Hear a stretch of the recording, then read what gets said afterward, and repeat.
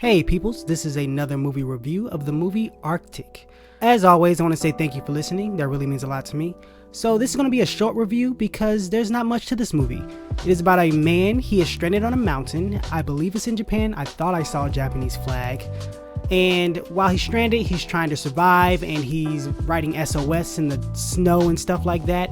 And then a helicopter appears and he's like, yay, I'm saved. But then the helicopter crashes. It had two people in it. One person died. The other person is a young lady. She got injured during the crash.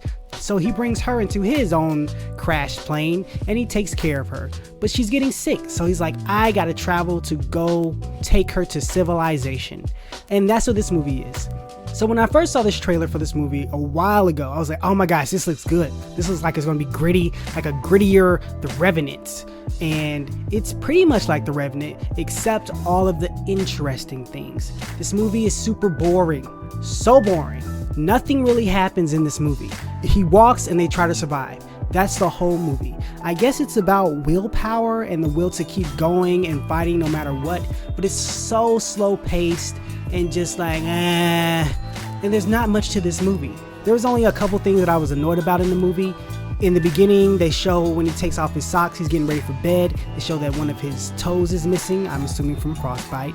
But I was kind of confused as to why he took off his socks, because he's trying to bundle up and make sure he's warm in his sleeping bag. So once you keep your socks on, it seemed like they did that just to show that he got frostbite.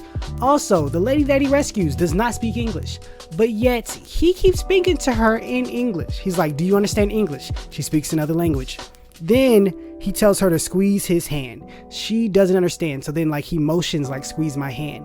And so she does it. I'm like, okay, so this is how we're going to communicate. But then he says tighter and she squeezes tighter. How does she know what tighter means? It makes no sense. Before they start traveling, he goes out and I guess gets fish and stuff. And he leaves her a note in English. What is he missing? What is he not understanding? I don't understand that part. The one good thing I did like is when he first rescued her and he was laying her down to go to sleep, he held her for a moment and you saw that he hadn't experienced human touch in a while, and I really liked that beat in the movie. That was really cool. I like that part.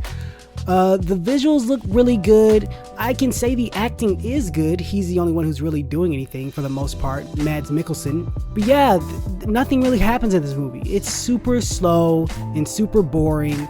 So this brings up an interesting question, because once I got done with the movie, I was telling my girlfriend about the movie and she said, oh, so it's good but not entertaining. And I didn't know what to say. It was interesting because it's like, isn't a movie's job to be entertaining? Because this movie isn't necessarily bad, it's just slow and boring, but everything looks good. It's a capable movie, but isn't a movie's job to entertain? And this movie didn't entertain me. So I can't say it was like a horrible movie, but I didn't enjoy it. And that's how I felt about this movie. I wouldn't suggest watching this. I watched it on Amazon, if I didn't mention that before. But yeah, I wouldn't suggest watching this. But moving on to the outro. Thank you for listening as always. I really appreciate it. Please share, subscribe, all that good stuff. Tell people about the show. Like, thumbs up. I hope you have a great day. God bless. I'll talk to you tomorrow.